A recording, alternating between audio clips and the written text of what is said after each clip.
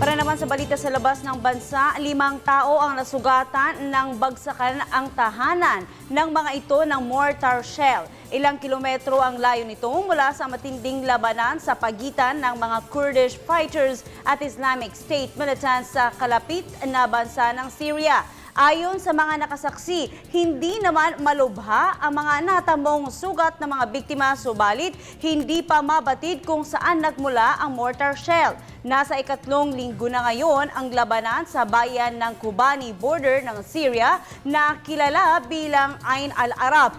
Nagpakalat na rin ang mga sundalo ng ang Turkey sa bungad nito, subalit naka-standby lang ang mga ito. Nitong nakalipas na lamang na linggo ay nagbutuhan ang mga Turkish lawmakers para payagan ang kanilang tropa na makipaglaban sa Syria at Iraq kung saan nakakalamang na sa pag-atake ang Islamic State rebels.